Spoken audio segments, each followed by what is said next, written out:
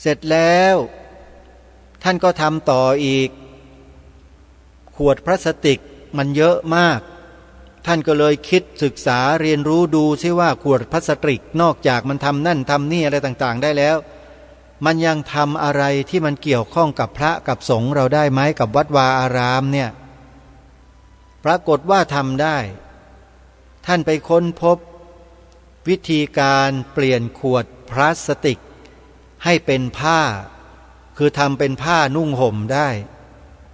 ท่านก็เลยนำมาใช้มาทำบ้างแต่มาผลิตเป็นผ้าจีวรของพระสงฆ์สามเณรแล้วก็ทำได้สำเร็จจริงๆท่านจึงได้ฉายาว่าเจ้าคุณรีไซเคิลและไม่ใช่แค่นั้นนะท่านยังทำปุ๋ยอินทรีย์สูตรพรีเมียมเพื่อนำมาใส่ต้นไม้ปลูกต้นไม้ภายในวัดจากแดงให้เจริญเติบโตงอกงามขึ้นทุกวันนี้ด้วยแล้วก็เผื่อแผ่ไปกับที่อื่นๆด้วยแล้วสถานที่แห่งหนึ่งที่ได้รับการเผื่อแผ่ปุ๋ยอินทรีย์จากวัดจากแดงท่านเจ้าคุณพระราชวชิรบัณฑิตก็คือที่สวนป่าสามัคคีธรรมของอาตมาภาพนี่แหละท่านให้ลูกศิษย์ขับรถ6 ล้อบรรทุกปุ๋ยไปถวายให้ฟรีๆถึงสวนป่าสามัคคีธรรมโน่นใส่ต้นไม้จนเจริญเติบโตงอกงามมาจนถึงทุกวันนี้ได้ก็เพราะน้ำจิตน้ำใจของท่านเจ้าคุณนี่แหละ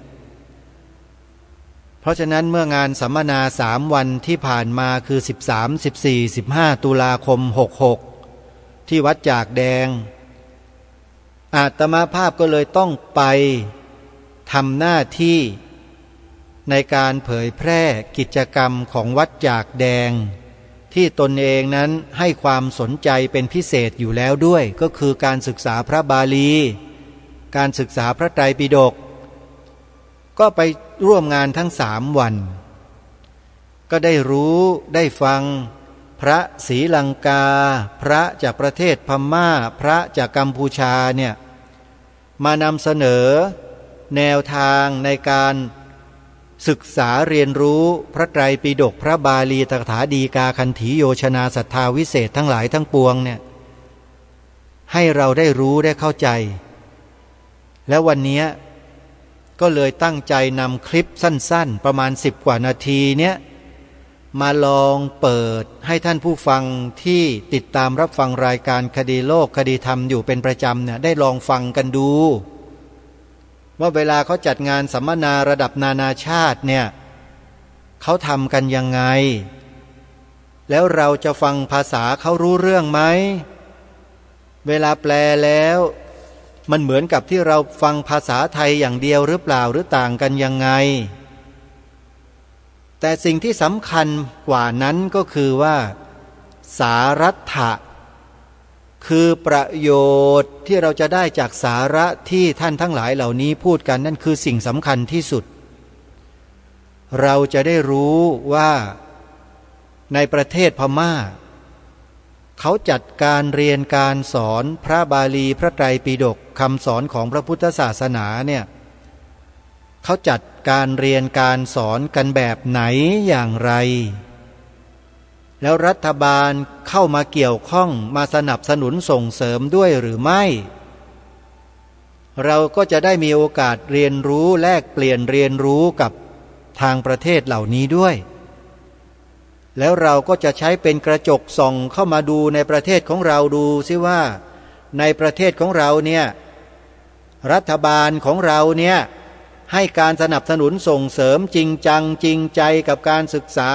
พระบาลีอัตถกถาดีกาคันธีโยชนาของพระภิกษุสามเณรอย่างเราเนี่ยมากน้อยเพียงใดหรือไม่เราจะได้ส่องเห็นไงพอเห็นแล้วรู้แล้วเราก็จะได้มีโอกาสมีวิธีการมีแนวความคิด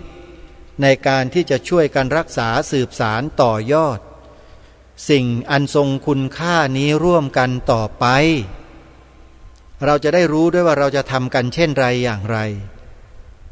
นี่คือสารัตถะที่ทางรายการคิดเอาไว้ว่า พวกเราชาวพุทธด้วยกันเนี่ยฟังแล้วน่าจะได้ประโยชน์อย่างใดอย่างหนึ่งไม่มากก็น้อยสำหรับการทำหน้าที่ของความเป็นชาวพุทธของเราเราก็จะได้รู้แนวทางที่ชัดเจนว่าการสืบสารรักษาต่อยอดพระบวรพุทธศาสนาในเมืองไทยของเราที่ถูกต้องตรงประเด็นมากที่สุดนั้นควรทำกันอย่างไรคำถามนี้มีคำตอบในงานสัมมนาวิชาการครั้งนี้เดี๋ยวทางรายการจะค่อยๆคัดเลือกมาเปิดให้พวกเราได้สดับรับฟังกันในช่วงนี้นำคลิปเสียงของเช้าวันเสาร์ที่14ตุลาคมพระพุทธศักราช2566มาเปิดให้สาธุชนได้ฟังกันด้วยที่ต้องบอกวันบอกวันที่บอกเดือนบอกปีให้ชัดๆเนี่ยเพราะคลิปเสียงที่บันทึกรายการออกอากาศอยู่นี้เนี่ยมันจะต้องอยู่ในโลกโซเชียลนี้ไปอีกนานแสนนานเป็น100 ปีพันปีเลยถ้าหากว่าโลกนี้ยังไม่แตกสลายนะอินเทอร์เน็ตยังไม่ล่มนะมันก็ยังอยู่อย่างนี้แหละคนในสมัยต่อไปในอนาคต50 ปี100 ปีพันปีเปิดฟังแล้วเขาจะได้รู้ไงว่าสิ่งที่นำมาปรารภมาพูดอยู่นี้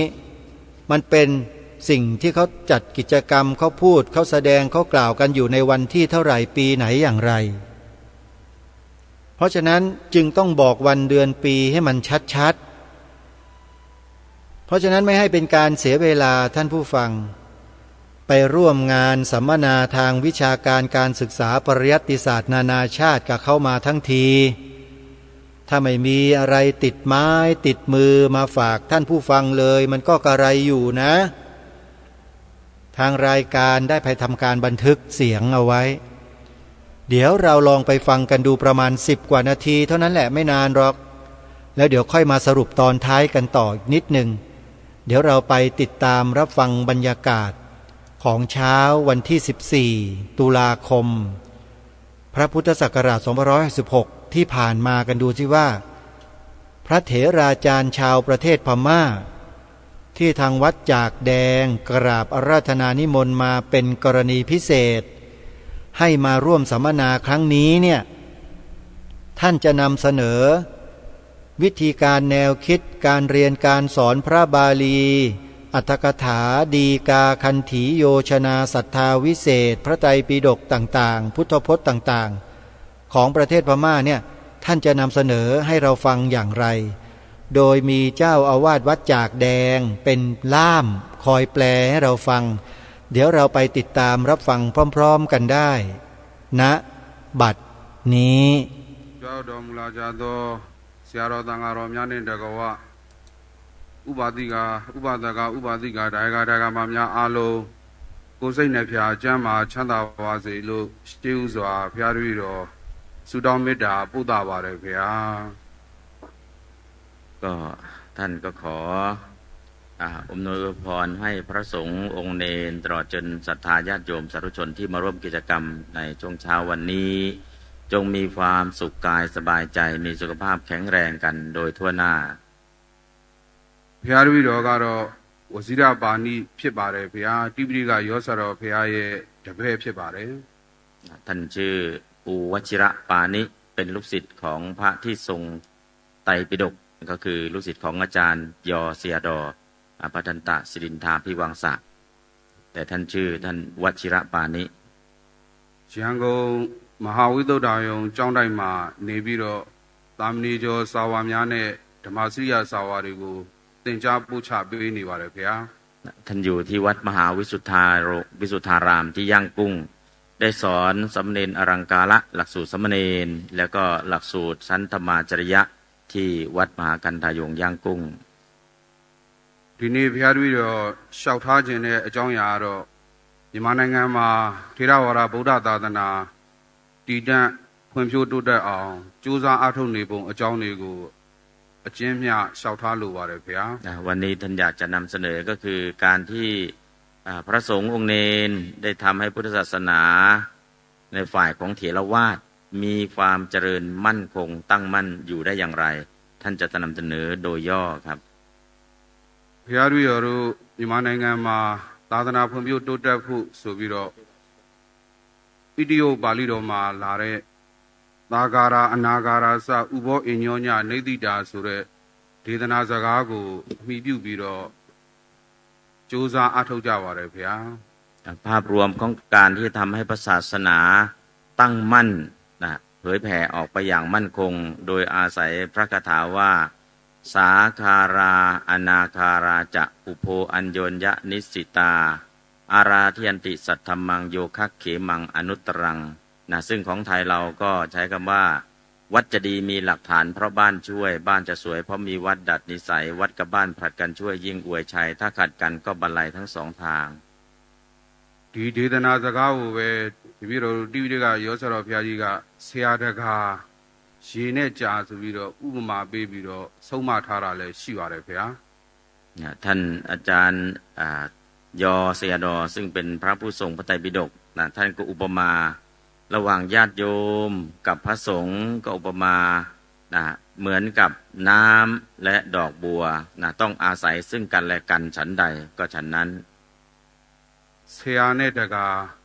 ရဟန်းသံဃာတော်တွေနဲ့ကိုယ်ွယ်ကြတဲ့တရားဓမ္မတွေညီညွတ်စွာလက်တွဲပြီးတော့ကြိုးစားအားထုတ်မှသာသနာတော်တည်တံ့ဖွံ့ဖြိုးတိုးတက်နိုင်မယ်လို့နားလည်လက်ခံထားပါတယ်ဗျာภาพรวมก็คือต้องมีความสมัครสมานสามัคคีระหว่างพระสงฆ์และญาติโยม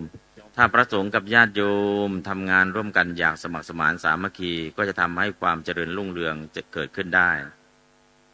ဘုရားတို့ရောတို့မြန်မာနိုင်ငံကိုသာသနာစတင်ရောက်ရှိလာတာကတော့တတိယသံဃာယနာတင်ပြီးကိုယ်တိုင်ကိုယ်ဌာနကိုသာသနာပြုဘုရင်အသောကမင်းကသာသနာပြုဆေလွတ်တဲ့အချိန်ကနေစပြီးတော့သာသနာထွန်းကားလာတယ်လို့မှတ်တမ်းတွေမှာဖတ်ရှိရပါတယ်ဗျာในประเทศพม่าก็ได้รับพุทธศาสนาในช่วงสังคายนาครั้งที่3โดยเฉพาะตามหลักฐานอ้างอิงนะคือพระเจ้าโศกมหาราชได้ส่งพระโสนะพระอุตระมาเผยแผ่พระศาสนาจากนั้นเป็นต้นมาพุทธศาสนาก็เริ่มอย่างลากลงที่ประเทศสหภาพเมียนมาတထုံကနေပြီးတော့ဘုရားတို့ပကံခေတ်ကိုအနောထာမင်းလက်ထက်ပကံခေတ်အနောထာမင်းရောက်အနောထာမင်းလက်ထက်မှာတော့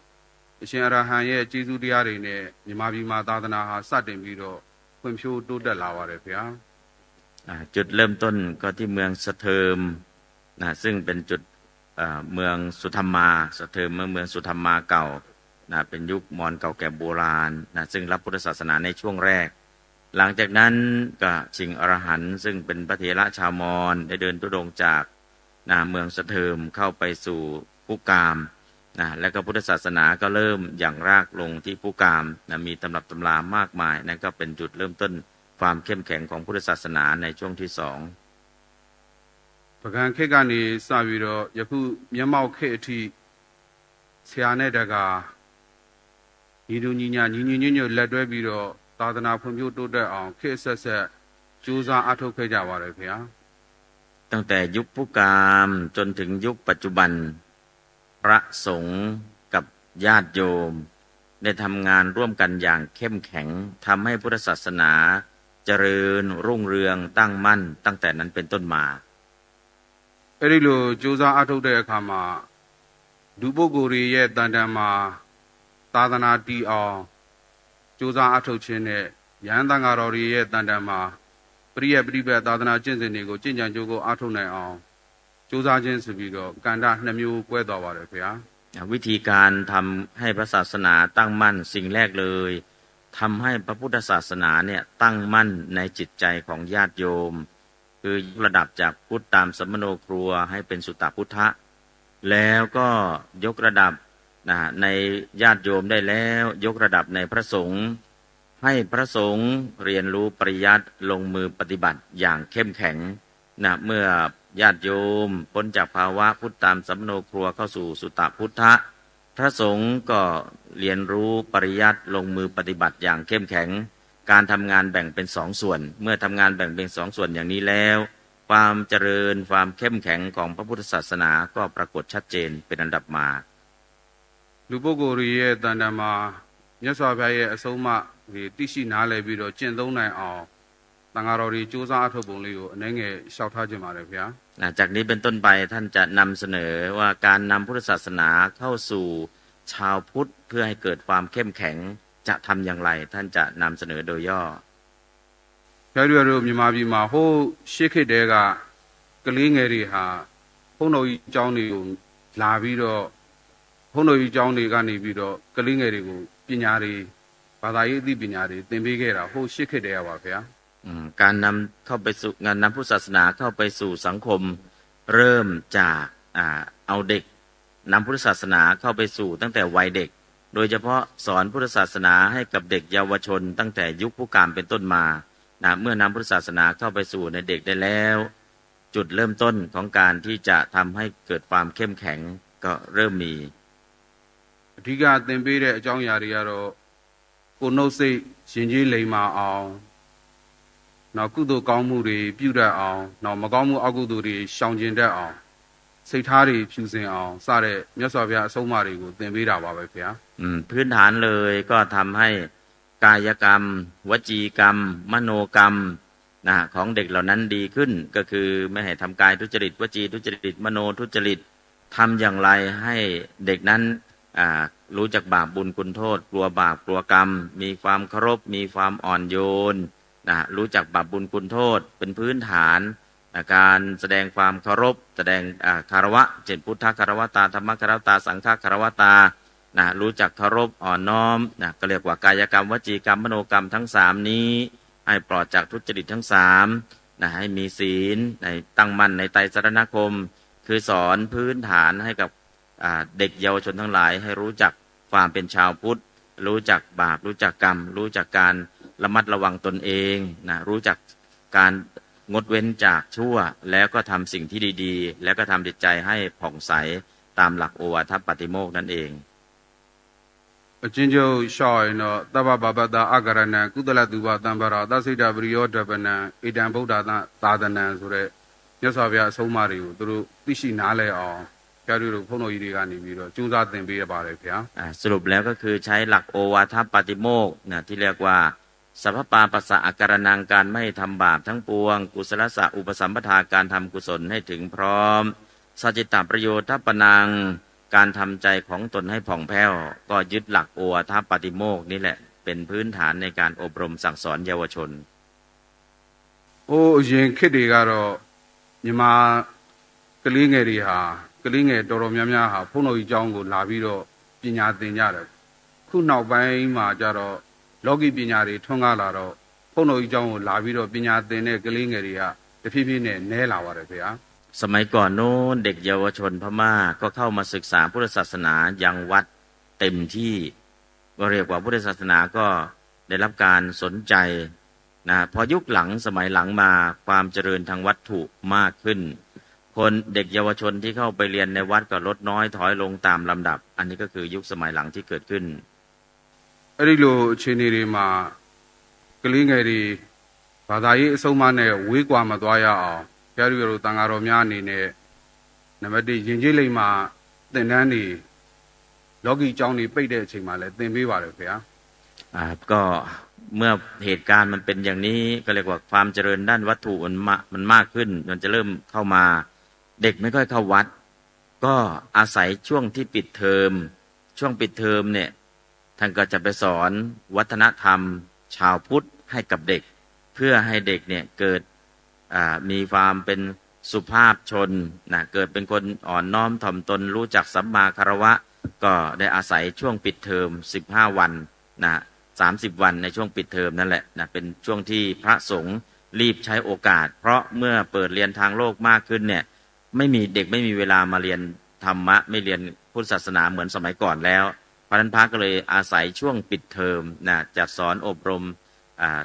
พุทธศาสนาวัฒนธรรมของชาวพุทธให้กับเด็ก นะหรือที่เราเรียกปัจจุบันว่าวัดวิถีพุทธนะหรือวิธีการเอาหลักธรรมคำสอนของพระพุทธเจ้าไปใช้ในชีวิตนะအဲ့လိုရင်ကျေးလိမ္မာသင်တန်းတွေ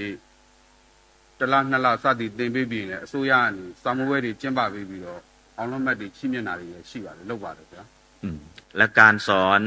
ในช่วงปิดเทอมบางทีก็เดือนหนึ่งบางทีก็ถึง2เดือนก็จะมี15วันมี1เดือนมี2เดือนนะมีการอบรมเรื่องของวัฒนธรรมชาวพุทธในลักษณะอย่างนี้นะบางที่ก็จัดมอบใบประกาศนียบัตรให้ด้วยนะคือก็เรียกว่าปกติเนี่ยจะอบรมแบบให้องค์ความรู้นะต่อมาเพื่อให้เกิดความยั่งยืนมีการมอบวุฒิบัตรมอบใบประกาศนียบัตรผู้ผ่านการอบรมนะในด้านนี้ให้ด้วยโดยที่รัฐบาลเข้ามาส่งเสริมนะมอบใบประกาศเหล่านี้ให้အစိုးရမဟုတ်တဲ့အဖွဲ့အစည်းတွေကလည်းပဲဓမ္မစကူးဖောင်ဒေးရှင်းတို့ဓမ္မအကြောင်းတော်တို့အဲ့လိုအဖွဲ့အစည်းတွေဖွဲ့ပြီးတော့ကလေးငယ်တွေကိုယဉ်ကျေးလိမ္မာဖြစ်အောင်မြတ်စွာဘုရားရဲ့အဆုံးအမတွေကိုလည်းတနင်္ဂနွေနေ့တိုင်းစသည်တွေမှာသင်ပေးပါတယ်ခင်ဗျာအဲ့လိုหลังจากนั้นก็มีกลุ่มเอกชนนะฮะกลุ่มเอกชนตั้งเป็นชมรมขึ้นมานะเป็นธรรมสคูลนะเหมือนกับศรีลังกาสอนพุทธศาสนาในวันอาทิตย์นะซึ่งการสอนพุทธศาสนาในวันอาทิตย์ตอนนี้ก็เรียกว่าประสบความสำเร็จพอสมควรมีนักเรียนพุทธศาสนาวันอาทิตย์ประมาณ2 ล้านกว่าคนแล้วก็ครูทั้งหมดเป็นครูจิตอาสานะก็เรียกว่าธรรมสคูลฟาวเดชั่นนะมีการทำหลักสูตรวิจัยหลักสูตรออกมาชัดเจนนะซึ่งหลักสูตรตัวนี้ก็ได้แปลเป็นไทยบ้างพอสมควรแล้วนะหลักสูตรพุทธศาสนาวันอาทิตย์ของทางพม่านะตอนนี้ก็ทางวัดจักแดงได้นำมาแปลแล้วก็มาใช้มาปรับแต่ยังไม่ได้ปรูฟเท่าที่ควรဓမ္မစကူးသင်တန်းတို့ယဉ်ကျေးလိမ္မာသင်တန်းတို့တက်ပြီးတဲ့ကလေးငယ်တွေဟာမြတ်စွာဘုရားရဲ့အဆုံးအမတွေကိုတော်တော်များများသိရှိနားလည်ပြီးတော့လိုက်နာကျင့်သုံးတက်သွားပါတယ်ခင်ဗျာตอนนี้ธรรมสคูลหรือโรงเรียนพุทธศาสนาวันอาทิตย์นะที่สอนให้กับเด็กในลักษณะของ active learning คือสอนไปให้ทำกิจกรรมนะสอนวิชาการสักครึ่งชั่วโมงแล้วให้ลงมือกิจกรรมแล้วก็กลับมาวิชาการแล้วก็ลงมือกิจกรรมก็คือสอนพุทธศาสนาวันอาทิตย์ในภาคของ active learning แล้วก็มีการทำวิจัยหลักสูตรออกมาชัดเจนก็มีเนื้อหาของการสอนมีคู่มือสำหรับครูใครก็ตามที่อยากจะทำสอนพุทธศาสนาวันอาทิตย์เนี่ยเอาหลักสูตรนี้ไปจะมีคู่มือนักเรียนคู่มือครูในการที่จะสอนคือสอนเนี่ยให้วิชาการแล้วก็ภาคปฏิบัติการทั้ง2 อย่างพร้อมกันเพื่อให้คนสอนเนี่ยลงมือปฏิบัติได้จริงนะก็แล้วนักเรียนนี่ก็คือไม่ได้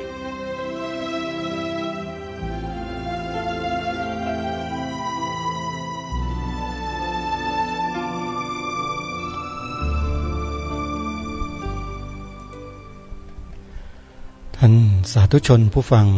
ทุกท่านก็คงจะยุติการนำคลิปเสียงการสัมมนาในวันที่14ตุลาคมช่วงเช้าไว้แต่เพียงเท่านี้ก่อนเดี๋ยวครั้งต่อไปจะนำมาเปิดให้เราฟังกันยาวๆแต่ในครั้งแรกนี้เนี่ยผู้ดำเนินรายการคิดว่านะฮะท่านผู้ฟังที่ฟังด้วยความสนอกสนใจจริงๆนะครับคงจะมองเห็นภาพการทำงานของพระที่ประเทศพม่าชัดเจนว่าท่านมีความตั้งใจในการที่จะอบรมพร่ำสอนศีลธรรมธรรมะพระไตรปิฎกพระบาลีอรรถกถาฎีกาทั้งหลายทั้งปวงเหล่านี้เนี่ยแก่เด็กๆและเยาวชนเป็นหลักถ้าใครตั้งใจฟังมาจนถึงจนช่วงท้ายเมื่อสักครู่นี้ก็จะได้ยินชัดเจนว่าภาคเอกชนก็คือประชาชนทั่วไปนี่แหละถึงกับจัดตั้งเป็นสมาคมเป็นชมรมเป็นอะไรต่างๆขึ้นมารวมกลุ่มกันแล้วก็จัดตั้งสำนักเรียนของเอกชนขึ้นมาเลยแล้วก็ทำการพัฒนาหลักสูตรการศึกษาพระพุทธศาสนาให้สอดคล้องกับวิถีชีวิตความเป็นอยู่ ความเป็นจริงของสังคมของเขาจึงเกิดการเล่าเรียนศึกษาเรียนรู้พระพุทธศาสนาในวันเสาร์และวันอาทิตย์ซึ่งเป็นวันหยุดราชการประเทศไทยเราก็เช่นกันประเทศศรีลังกาก็เช่นกันภาคเอกชนต่างก็ทำเช่นนี้ด้วยกันทั้งสิ้นแต่ท่านสาธุชนทั้งหลายในประเทศไทยของเรานั้นเคยมีความเข้มข้นเอาจริงเอาจังกับการเรียนการสอนพระพุทธศาสนาในวันเสาร์วันอาทิตย์กันอยู่พักหนึ่งแต่พอมาปัจจุบันนี้รู้สึกว่าจะร่อยหรอลงไปเป็นจำนวนมากทีเดียวเรียกว่าจาก100%เนี่ยลดลงมาเหลือไม่ถึง50%เป็นอะไรที่น่าวิตกกังวลมากด้วยเหตุนี้เองทางวัดจากแดงจึงได้จัดงานสัมมนาวิชาการศึกษาปริยัติศาสตร์นานาชาติครั้งนี้ขึ้นเป็นครั้งแรกโดยท่านเจ้าอาวาสพระราชวชรบัณฑิตพระมหาประนอมธรรมลังการโรเนี่ยท่านพูดในที่ประชุมสัมมนาเลยนะว่าคิดแล้วทำทันทีท่านใช้อักษรย่อว่าทอทอทอแปลว่าทำทันทีโดยไม่ต้องมีการวางแผนงานอะไรกันมากสั่งการไปยังพระลูกศิษย์แต่ละรูปให้ประสานงาน10 ทิศกำหนดวันขึ้นมาแล้วก็ร่างแผนงาน3 วันนิมนต์พระจากต่างประเทศรูปไหนอย่างไรประสานกันให้ด่วนให้เร็วที่สุดแล้วก็ได้กิจกรรมมาตลอดทั้ง3 วันกระผมและอาตมาภาพไปร่วมงานมาทั้ง3 วันเห็นบรรยากาศของการทำงานทั้ง3 วันตลอดและมีอยู่ประเด็นหนึ่งที่น่าสนใจก็คือว่าได้รับพระมหากรุณาธิคุณงานเนี้ยงานสัมมนาวิชาการเนี้ยนะฮะได้รับพระมหากรุณาธิคุณเป็นล้นพ้นจากองค์พระบาทสมเด็จพระวชิรเกล้าเจ้าอยู่หัวพระราชทานพระบรมราชโองการ ให้กับวัดจากแดงโดยพระองค์ทรงอุปถัมภ์ทรงมีพระบรมราชูปถัมภ์เรื่องอาหารการขบฉันตลอดทั้ง3 วันเลยท่านผู้ฟัง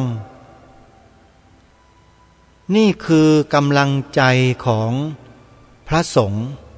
ที่ท่านทำงานเผยแผ่พระพุทธศาสนาให้ความรู้เรื่องปริยัติศึกษาการศึกษาเล่าเรียนพระไตรปิฎกพระบาลีอรรถกถาดีกาคันธีโยชนาศรัทธาวิเศษต่างๆได้มีกำลังใจในการทำหน้าที่ทำงานกันยิ่งขึ้นและงานนี้ก็มีภาคเอกชนซึ่งอาตมาภาพเองไม่ทราบว่าหน่วยงานใดก็มาร่วมส่งเสริมสนับสนุนด้วยอาตมาภาพเห็นด้วยอย่างยิ่งที่ภาคเอกชนต่าง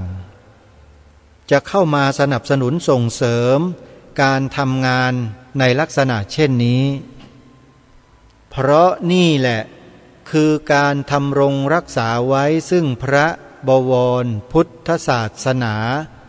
อย่างถูกต้องตรงประเด็นโดยแท้คือการศึกษาเล่าเรียนทรงจำทำความเข้าใจในอักษรภาษาบาลีให้ลึกซึ้งแล้วการเรียนการสอนที่วัดจากแดงแห่งนี้เนี่ยเขาสอนเขาเรียนกันแบบเจาะลึกกว้างแล้วก็สุขุมคัมภีรภาพไม่มีการลักลั่นไม่มีการข้ามขั้นตอนด้วยไปกันโดยลำดับ แล้วก็ได้ผลเป็นอย่างดีทำให้ปัจจุบันนี้มีพระภิกษุสงฆ์สามเณรที่ศึกษาในหลักสูตรที่ทางวัดจากแดงได้จัดได้ทำเอาไว้เนี่ยจบออกไปเป็นครูเป็นอาจารย์สอนบาลีในสำนักต่างๆทั่วประเทศเป็นจำนวนมากแต่คำว่ามากในที่นี้เนี่ยยังไม่เพียงพอสำหรับประเทศนี้นะยังขาดแคลนอยู่อีกตั้งเยอะแยะเลยโยมเพราะฉะนั้นพระภิกษุสงฆ์สามเณรอุบาสกอุบาสิกาญาติโยมท่านใดก็แล้วแต่ที่เป็นพุทธบริษัทถ้าสนใจจะศึกษาเล่าเรียนพระบาลีที่วัดจากแดงนะอาตมาภาพขอเรียนเชิญเจริญพรญาติโยมไปร่วมศึกษาเล่าเรียนได้เลย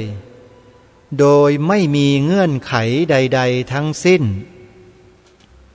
ขอเพียงแค่ให้ตั้งใจเรียนเท่านั้นเองไม่ต้องมีค่าใช้จ่ายอะไรทั้งนั้น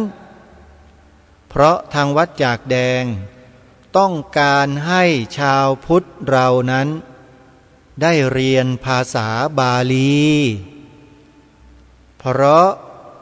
ภาษาบาลีเท่านั้นที่สามารถส่องให้ผู้เรียนนั้นเห็นธรรมะทะลุปรุโปร่งมากที่สุดในโลกถ้าถามผู้ดำเนินรายการว่าแล้วท่านทำไมไม่เรียนล่ะเรียนมาแล้วโยมแต่เป็นหลักสูตรที่คล้ายๆกันเป็นบาลีใหญ่เหมือนกันแต่ไม่ได้เรียนตามหลักสูตรของวัดจากแดงตั้งแต่ต้นท่ามกลางจนถึงที่สุดไม่ได้เรียนโยมอาตมาภาพเรียนมาก่อนหน้านี้เมื่อ20 ปีที่แล้วนู่นอาตมาเรียนมาเนี่ยตั้ง20 ปีแล้วโยมท่องสูตรท่องอะไรปทรูปสิทธิเนี่ยจนกระทั่งจบแล้วก็ลืมไปแล้วด้วยเพราะไม่ได้มีการสาธยายมันก็เป็นมนทินหมดสิได้แต่บทแรกที่เป็นบททำตัวที่เขาท่องกันในโรงเรียนที่เรียนบาลีกันเนี่ยได้แค่นั้นแหละจำได้อยู่แค่นั้นนะโยมท่องอยู่ในใจเนี่ยถ้าออกเสียงมาบางทีผิดถูกบ้างมันก็ไม่แน่เดี๋ยวจะลองปั่นให้โยมดูสักรอบหนึ่งซิว่ามันจะถูกหรือเปล่านะเวลาสามเณรพระสงฆ์หรือญาติโยมไปเรียนบาลีที่วัดจากแดงเนี่ยพอจะเข้าสู่การศึกษาก็จะต้องท่องสูตรเขาเรียกว่าสูตรทำตัวปทรูปสิทธิเนี่ยให้ได้ซะก่อนในบทแรกเลยหรือว่าในปัทมังปัทมะบทแรกเนี่ยเขาท่องอย่างนี้ว่าอัตโถอักขระสัญญาโตอักขราปาทโยเอกจตาลีสังตัดโถทันตาสราอัฏฐะละหุมัตตาตะโยรัสสาอัญเยทีคาวัคเคปัญจโสมันตาวัคเคหรือวัคคาไม่รู้นะฮะอังอิตินิคหีตังปรสมัญญาปโยเคปุพพะมะโททิตะมัสสรังสเรนะวิโยชเยคือเราไม่รู้ภาษาบาลีแล้วก็ไม่เคยได้ยินได้ฟังมาก่อนพอฟังแล้วมันก็ขัดเคืองใจกันอยู่ใช่ไหมแต่นี่ก็คือข้อบังคับที่เราจะต้องท่องจำให้ได้ท่องช้าๆบางทีก็ผิดถูกเวลาท่องสูตรเหล่านี้เขาจะต้องท่องไวๆเขาเรียกว่าปั่นเหมือนกับปั่นปาติโมกข์โยมเขาจะท่องกันแบบนี้ว่าอัตโถอัครสัญญาโตคาราปาทโยเกจตาลีสังตโถทันสาสราอัฏฐามะละหูมัตตาจโยรัสสาอินเยทีคาเสสาพยัญชนะวัคคาปัญจโสมันตาอังอิตินิคหิตังปรัสสมัญญาปโยเคปุพพะมะโททิตามัสสรังสเรนะวิโยชเยเขาจะปั่นกันแบบนี้เลยแล้วตัวหนังสือที่เป็นสูตรจะวิ่งอยู่ในสมองเราอยู่ในอุคหานิมิตอยู่ในปฏิภาคนิมิตเนี่ยเห็นเป็นตัวอักษรวิ่งไปเลยอาตมาภาพจึงหายสงสัยไงว่าครูบาอาจารย์ในสมัยอดีตที่เป็นเกจิอาจารย์ทำไมเขาถึงมีฤทธิ์มีอานุภาพก็เพราะเขาท่องบาลีเหล่านี้แหละ จนเป็นนิมิตจนเกิดสมาธิแล้วก็ใช้สมาธินั่นแหละไปปลุกไปเสกวัตถุมงคลอะไรต่อไม่อะไรเกิดด้วยอำนาจของฤทธิ์นะฮะแล้วเราก็ไปคิดกันเป็นตุเป็นตะพวกลูกศิษย์ลูกหานะว่าโอ้ยหลวงพ่อชั้นศักดิ์สิทธิ์ศักดิ์สิทธิ์ศักดิ์สิทธิ์จริงๆแล้วหลวงพ่อนะไม่ได้ศักดิ์สิทธิ์หรอกสิ่งศักดิ์สิทธิ์คือพระบาลีท่านเจ้าคุณเจ้าว่าพระจากแดงท่านพูดดีนะพระบาลีเนี่ยสามารถเสกดินให้เป็นดาวได้เสกเนรให้เป็นพระเสกพระนะให้เป็นเจ้าคุณเสกพระเจ้าคุณให้เป็นพระปุถุชนเนี่ยให้เป็นพระอริยบุคคลได้บาลีด้วยบาลีทั้งนั้นเลยอาตมาภาพก็นั่งวิเคราะห์ว่าจริงฮะเวลาสวดเวลาเขาจะบวชพระหรืออุปสมบทพระเนี่ยก็ต้องสวดเป็นภาษาบาลีฮะจึงจะสำเร็จได้เรียกว่ายัตติจตุถกรรมวาจาถ้าพูดเป็นภาษาไทยบวชไม่สำเร็จนะโยมเขาเรียกว่าภาษาวิบัติเพราะฉะนั้นต้องสวดด้วยภาษาบาลีเท่านั้นนะก็จึงเป็นเรื่องจริงไงโยมเพราะฉะนั้นบาลีเนี่ยมีค่ามากอาตมาภาพขอส่งเสริมสนับสนุนเต็มที่เลยนะฮะโรงเรียนไหนที่สอนพระบาลีเนี่ยขอให้ญาติโยมไปสนับสนุนสำนักเรียนบาลีให้เยอะๆนะโยมโยมจะได้บุญมหาศาลเลยจริงๆมีหลายวัดในเมืองไทยเราเนี่ยโยมลองศึกษาลองสอบถามครูบาอาจารย์เราดูก็ได้นะอย่างวัดจากแดงอำเภอพระประแดงสมุทรปราการเนี่ย1 วัดวัดไวกูลถารามที่บ้านผืออุดร1 วัดวัดวิหารธรรมอำเภอน้ำโสมอุดรธานีก็1 วัดวัดโมลีโลกยารามฝั่งธนบุรีเนี่ยแขวงวัดอรุณเนี่ยก็1 วัด